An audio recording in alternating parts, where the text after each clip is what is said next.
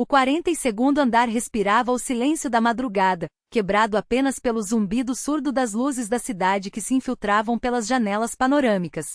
Celeste Hawthorne permanecia imóvel à mesa de mogno, dedos afilados pairando sobre um tabuleiro que a desafiava há mais de uma hora. Aos 35 anos, com traços nítidos e cabelos loiros presos em um coque discreto, ela encarnava a própria autoridade, mesmo despojada do ternos de grife, já passava da meia-noite. A porta se abriu sem aviso. Um homem de uniforme cinza, empurrando um carrinho de limpeza, hesitou no batente. Desculpe, senhora. Não imaginava que ainda houvesse alguém aqui. Ela nem ergueu os olhos. Sabe jogar xadrez? O estranho lançou um olhar rápido às peças, como se avaliasse um território desconhecido. Celeste esboçou um sorriso gélido, quase um desafio. Vence essa posição e ganha um beijo. Agora mesmo. Ele avançou, estudou o jogo com calma cirúrgica, executou 3 movimentos precisos. Checkmate. A palavra ecoou no ar como uma sentença. Os dedos dela congelaram sobre o rei tombado. No vazio do escritório, só restava o ritmo acelerado de seu coração. 2 universos colidindo no mesmo prédio, na mesma cidade, separados por abismos que nenhuma escada social transporia. Até aquela noite. Celeste Hawthorne não herdara seu império, ela o conquistara com unhas e dentes, transformando a falida farmacêutica do pai em um gigante global. Aos 7 anos, já resolvia equações que deixavam professores boquiabertos. Aos 9, dominava torneios infantis de xadrez. Foi no porão da casa paterna, entre partidas ensinadas por mãos trêmulas, que aprendeu a enxergar além do óbvio. No tabuleiro celeste murmura o pai, movendo a rainha com esforço, enquanto a doença o consumia.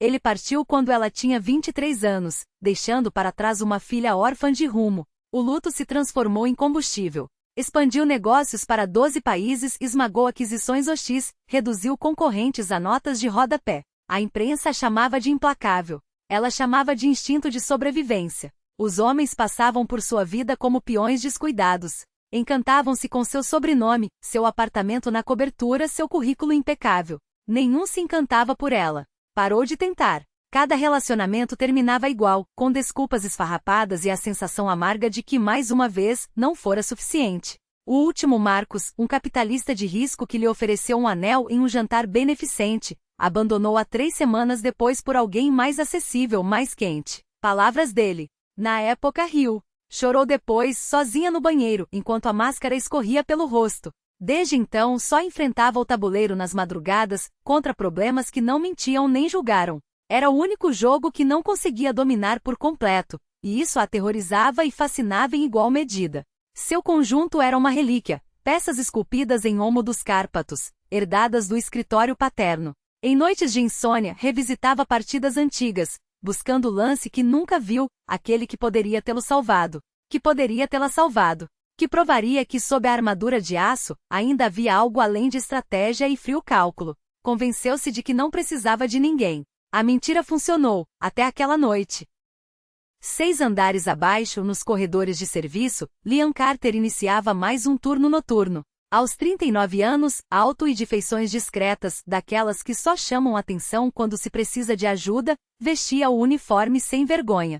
Era o preço da sobrevivência. O preço para manter Emma viva. Também ele fora uma promessa no xadrez. Aos 17, tornou-se o mais jovem a ultrapassar 2.400 pontos no ranking americano, a 2 passos do título de grão-mestre. Jornais o apelidaram de o garoto que enxerga 10 lances à frente. Tudo mudou quando conheceu Sarah. Um torneio universitário em Boston, risos altos demais nas arquibancadas, uma moça de moletom largo demais para o corpo. Casaram-se jovens. Ela engravidou. Ele continuou jogando, vencendo campeonatos estaduais, subindo no ranking. Até que Emma completou 2 anos e Sarah começou a tossir. 6 meses depois veio o diagnóstico, câncer de pulmão em estágio 3. Sem histórico familiar, sem cigarro, apenas o azar cruel. Liam abandonou as competições, vendeu troféus, acumulou 3 empregos: cozinheiro, vigia noturno, motorista nos fins de semana, tudo para ficar perto, para pagar as contas. Sarah resistiu por 4 anos, quimioterapia, radiação, protocolos experimentais que prometiam milagres e entregavam dor. Morreu numa terça-feira de março, a mão dele entrelaçada à sua, sussurrando: "Cuide da nossa menina." Emma tinha 6 anos. Agora, aos 8, convivia com asma crônica, desencadeada por estresse, ar frio, às vezes por nada. O inalador de emergência vivia no bolso de Liam. O nebulizador ocupava espaço permanente na bancada da cozinha, como um membro silencioso da família. Trabalhava na limpeza da Hawthorne Industries pelo plano de saúde, o melhor da cidade, com cobertura total e sem limites. Não era questão de orgulho. Era questão de manter a filha respirando. Ainda jogava xadrez, não por medalhas, mas na cabeça nos intervalos do almoço. Ensina a Emma os lances que Sarah nunca pôde ver. Repete ao pai o que o avô lhe dissera. No xadrez, até as peças que parecem insignificantes têm seu valor. Aquela noite sua escala incluía os andares executivos. Do 42 ao 45. Não esperava encontrar ninguém. Muito menos que o destino lhe reservasse um checkmate. Celeste fitava o tabuleiro como se ele a tivesse traído. 3 lances. 3 movimentos cirúrgicos que desmontaram sua defesa, executados por um homem cujo nome ignorava. O primeiro, um garfo de cavalo que passou despercebido. O segundo, expôs seu rei. O terceiro selou seu fim. Liam recuou, mãos nos bolsos, sereno. Partida curta, mas inesquecível. Ela ergueu os olhos, o orgulho e a curiosidade disputando espaço em seu rosto. O sangue latejava em suas veias. Já havia perdido para grão-mestres, mas nunca assim. Nunca em 3 lances para um homem de uniforme de zelador, com cheiro de cera e uma humildade que a desarmava. Acha que não cumprirei minha palavra? Levantou-se. Os saltos bateram no assoalho enquanto se aproximava, menor do que ele imaginara, 1,60 m com sapatos, no máximo, mas a postura a fazia parecer uma gigante. Apoiou a mão em seu ombro, inclinou-se e o beijou. Não foi longo, talvez 2 segundos, mas foi real, quente, suave, intencional. Seus lábios sabiam a café e a algo doce, indescritível. Ao se afastar, as bochechas ardiam, a respiração descompassada. Agora pode voltar ao trabalho, disse a voz firme como se estivesse fechando um negócio de milhões, não recuperando o fôlego após um beijo. Ele não se moveu, apenas a observou com algo que ela não soube nomear. Não era piedade, não era julgamento, era mais leve. Acho que acabou de fazer algo muito corajoso. Celeste pescou. Ninguém a chamava de corajosa havia anos. Poderosa, sim. Intimidante, com frequência. Fria às vezes. Mas corajosa? Pegou o carrinho, as rodas rangendo levemente no piso polido. Dirigiu-se à porta, pausou com a mão na maçaneta. Boa noite, senhora Hawthorne. O batente se fechou. Ela permaneceu imóvel, dedos roçando os lábios, o coração aos tropeços. Já beijara estranhos antes, rápidos, vazios, esquecíveis. Aquilo era diferente. Parecia uma queda. Sentou-se novamente diante das peças, analisando os lances que ele fizera. Sua estratégia fora elegante, ousada, mas sem imprudência. Enxergara 3 movimentos à frente enquanto ela ainda... Primeiro capítulo em voz alta, ajustando o tom para transformar cada palavra em um convite. A menina escutava, olhos brilhantes, dedos apertando o coelho de pelúcia como se ele fosse um talismã. Liam observava das sombras do quarto, a xícara de café esquecida entre os dedos, enquanto Celeste Hawthorne, a mulher que reduzira executivos a silêncios constrangidos com um único olhar, lia com uma paciência que não sabia que possuía. Sua voz era baixa, quase um sussurro, mas carregava algo que fazia Emma se aninhar mais funda nos travesseiros, como se aquelas sílabas fossem uma promessa de que tudo ficaria bem. Quando terminou, fechou o livro com cuidado como se fosse feito de vidro. Emma já dormia, o ritmo da respiração constante sob o zumbido suave da máquina de oxigênio. Celeste se levantou devagar, ajustando o cobertor sobre os ombros da criança. Liam ainda estava ali, encostado na parede, os braços cruzados como se precisasse segurar a si mesmo para não desmoronar. Ela adormeceu antes do final, murmurou ele, a voz áspera de exaustão e algo mais. Gratidão, talvez. Ou o início de uma confiança que ele não ousara depositar em ninguém há anos. Acontece com os melhores capítulos, respondeu Celeste sem olhar para ele. Seus dedos tremiam levemente ao pegar a xícara vazia do criado mudo. Você deveria descansar. Eles vão liberá-la amanhã, não é? Ele assentiu, mas não se moveu. O silêncio entre eles era espesso, carregado de tudo o que não haviam dito. Celeste sentia o peso dele, como se o ar tivesse se tornado denso demais para respirar. Por que você parou? A pergunta escapou antes que pudesse detê-la. Não era sua conta. Não era seu direito. Mas ali, naquele quarto de hospital com cheiro de antisséptico e esperança frágil, as regras que sempre a haviam guiado pareciam ridículas. Liam baixou os olhos para as próprias mãos. Calosas nos dedos, unhas curtas, cicatrizes quase imperceptíveis, marcas de uma vida que não cabia em currículos. Porque algumas coisas são mais importantes que ganhar, disse finalmente. Não havia amargura na voz. Só uma verdade tão simples que doía. Sarah adorava xadrez. Ela me ensinou a jogar quando éramos adolescentes. Mas quando Emma nasceu, ele engoliu em seco. Quando ela ficou doente, percebi que não havia tabuleiro grande o suficiente para o que realmente importava. Celeste não respondeu. Não havia palavras. Em vez disso, tirou do bolso o peão de marfim que havia guardado na noite do jogo, o mesmo que ele havia movido com tanta precisão que a deixará sem fôlego. Colocou-o sobre a mesa de cabeceira, ao lado do livro. Você ainda enxerga 3 lances à frente, disse baixinho. Não é algo que se perde. Só adormece por um tempo. Ele olhou para o peão, depois para ela. Algo mudou em seu rosto. Não era alívio. Não era perdão. Era o reconhecimento de que, pela primeira vez em anos, alguém o via. De verdade. Obrigado, repetiu, mas dessa vez o peso da palavra era diferente. Como se carregasse o início de algo que nenhum dos dois estava pronto para nomear. Celeste saiu do quarto sem olhar para trás. O corredor do hospital era longo, as luzes fluorescentes implacáveis. Ela caminhou até o elevador, apertou o botão com mais força do que o necessário. Quando as portas se fecharam, encostou-se na parede fria e fechou os olhos. Não era mais sobre o jogo. Não era mais sobre o controle. Era sobre a maneira como, ao segurar a mão de uma criança que não era sua, ela havia sentido algo se rearranjar dentro de si, como peças sendo recolocadas em um tabuleiro que ela nem sabia que existia.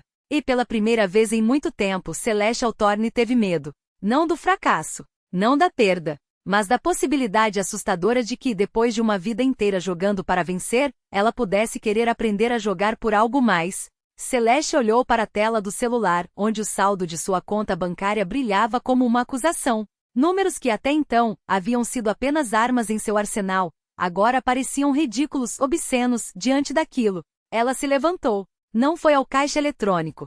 Não ligou para o banco. Não moveu uma peça no tabuleiro que sempre a salvara antes. Em vez disso, caminhou até a recepção do hospital com a postura que havia intimidado diretores e fechado negócios de bilhões, mas desta vez sua voz não era de aço. Era algo mais perigoso. Calma. Quanto custa para admiti-la agora? A atendente, acostumada a lidar com pais desesperados e burocracias implacáveis, piscou. Desculpe, senhora, mas sem a autorização do plano. Eu pago. Celeste deslizou um cartão preto sobre o balcão. Todo o tratamento.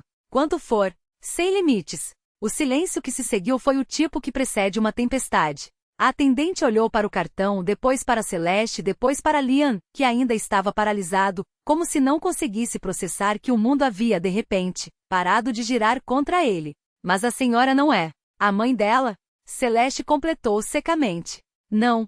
Sou a pessoa que vai garantir que ela respire. E então, como se aquela frase tivesse sido um feitiço, algo dentro de Liam se quebrou. Não de alívio, ainda não. Mas de algo mais profundo, mais doloroso, a compreensão de que, pela primeira vez em anos, ele não estava sozinho. Emma foi levada para um quarto particular em menos de 20 minutos. Monitores bipavam, enfermeiras ajustavam tubos, médicos falavam em termos clínicos que Celeste não entendia, mas isso não importava. O que importava era o som da respiração de Emma, agora estável, o aperto fraco de seus dedos nos de Liam quando ele se inclinou sobre a cama. Você não tinha que fazer isso, ele murmurou, sem olhar para Celeste. Eu sei. Por quê? Ela não respondeu de imediato. Em vez disso, pegou a rainha de plástico do tabuleiro magnético que ainda estava na bolsa de Emma, Kenny, como a menina a chamava, e a girou entre os dedos. O peso era irrisório, mas de alguma forma, mais pesado que qualquer ação em sua carteira. Porque disse finalmente, eu também sei o que é perder. Liam ergueu os olhos. Havia algo em seu rosto que ela nunca vira antes. Não raiva, não gratidão, mas uma espécie de reconhecimento, como se, depois de anos se movendo em órbitas opostas, eles tivessem de repente colidido no mesmo ponto do universo.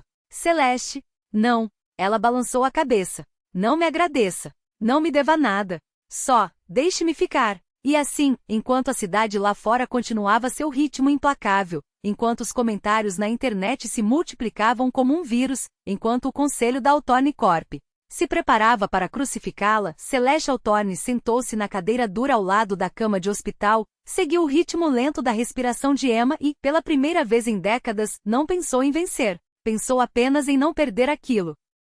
Celeste levantou-se com a mesma determinação que sempre a guiara, mas desta vez sem a armadura de gelo que costumava vestir. Caminhou até o balcão das enfermeiras com passos precisos, a postura ereta como uma rainha em seu tabuleiro. Quando falou, sua voz era afiada o suficiente para cortar o ar, não por crueldade, mas por uma urgência que não admitia delais. A enfermeira-chefe nem piscou, apenas acionou o telefone. Minutos depois, um administrador apareceu apressado, já sabendo que não era uma solicitação, mas uma ordem velada. Desta vez, porém, Celeste não esmagou. Falou mais baixo, quase um sussurro, mas com uma autoridade que não deixava espaço para dúvidas. 10 minutos depois, Emma estava em um quarto privado, com o nebulizador ligado, um pulmonologista pediátrico a caminho e todos os medicamentos necessários sendo administrados. Os tubos de soro brilhavam sob a luz fria do hospital, e o som da respiração de Emma, agora mais estável, era a única música que Celeste precisava ouvir. Liam a encontrou no corredor, encostada na parede como se suas pernas tivessem esquecido como sustentar o peso de tudo o que ela carregava. Os olhos fechados, os punhos ainda levemente cerrados. O que você fez? Sua voz estava rouca, esgotada, mas havia algo novo ali, alívio. Ela abriu os olhos, o olhar firme como aço temperado. Disse a eles que arcaria com cada centavo dos custos. E que se atrasassem o tratamento por mais um segundo, meus advogados estariam aqui antes do nascer do sol. Ele riu um som quebrado, entre o cansaço e a gratidão. Você não pode fazer isso. Acabei de fazer. E então ele a puxou para si. Celeste congelou por um instante, como se o contato fosse uma língua estrangeira que ela havia esquecido como falar. Mas depois, lentamente derreteu. Os braços se fecharam ao redor dele, apertados como se Liam fosse o único ponto fixo em um mundo que havia se tornado líquido de repente. Desculpe, sussurrou contra o ombro dele, as palavras escapando como segredos guardados por demasiado tempo.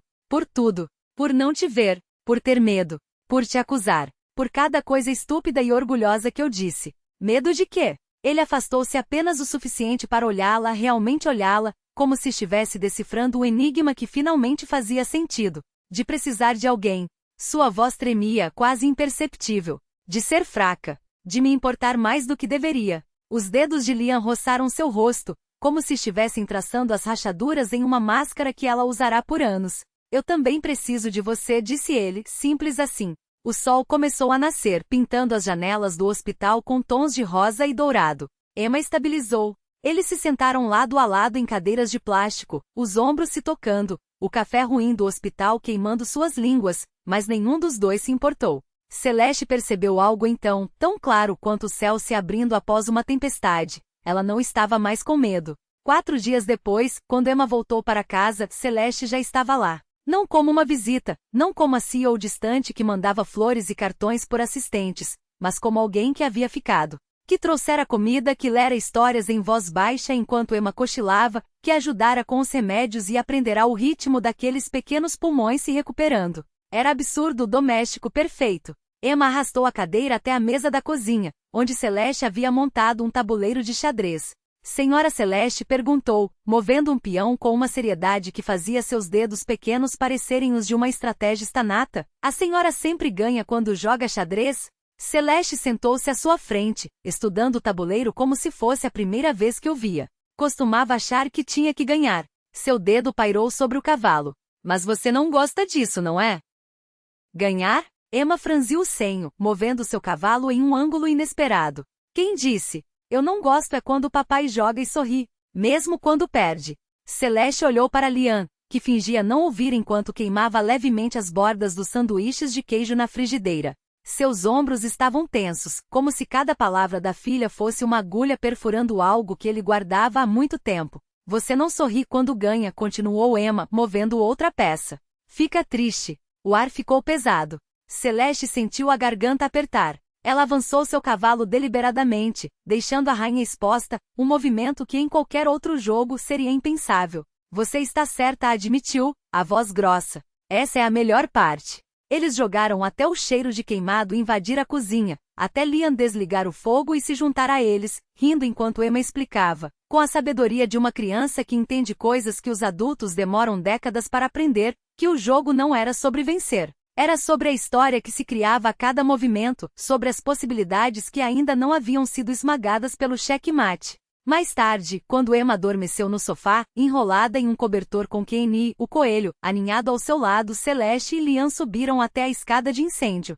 A cidade abaixo deles brilhava como estrelas caídas, um tapete de luzes que antes lhe pareciam frias, mas que agora pulsavam com algo parecido com vida. Ela é mais esperta do que a gente juntos, murmurou Celeste, observando o reflexo das luzes nos olhos de Liam. Herdou da mãe, ele sorriu, mas havia uma sombra ali, uma saudade que nunca desaparecia completamente. Sarah via através de todo mundo, até de mim. Celeste o estudou, vendo não apenas o homem à sua frente, mas todas as versões dele que havia ignorado. O pai que lia histórias até tarde, o professor que explicava lances de xadrez com paciência infinita, o homem que amava tão ferozmente que isso o deixava vulnerável. Quero fazer algo por crianças como ela, disse, as palavras saindo antes que pudesse censurá-las. Crianças que amam o jogo, mas não podem pagar aulas, não têm equipamento, cujos pais trabalham em 3 empregos e ainda assim não conseguem pagar o aluguel. Liam virou-se para ela, os olhos brilhando com uma compreensão imediata. O que você está pensando? Uma fundação, e respondeu, e de repente o plano tomou forma em sua mente, claro como um tabuleiro vazio esperando pelo primeiro movimento. Programas gratuitos de xadrez em comunidades carentes. Clubes após a escola, bolsas para taxas de torneios, doação de equipamentos. Talvez até um programa residencial de verão. O sorriso de Liam foi lento, como o nascer do sol após uma noite longa. Você seria boa nisso. Nós seríamos bons nisso, corrigiu ela. Os dedos dele se entrelaçaram aos seus firmes, quentes. Sim, seríamos. O mundo parecia parar por um instante, como se já tivessem conquistado tudo o que realmente importava. Emma bateu palmas, triunfante. Checkmate. Celeste recuou, sorrindo com uma mistura de diversão e resignação. Não é bem assim que funciona, querida. A menina deu de ombros, o sorriso iluminando o rosto. Acho que é sim. Quando 2 pessoas se amam, as 2 ganham. Isso é checkmate. O tipo bom. Liam olhou para Celeste. Ela olhou para ele. E naquele exato momento, envolto por uma felicidade imperfeita e segundas chances, ambos souberam que Emma tinha razão. Checkmate dos corações.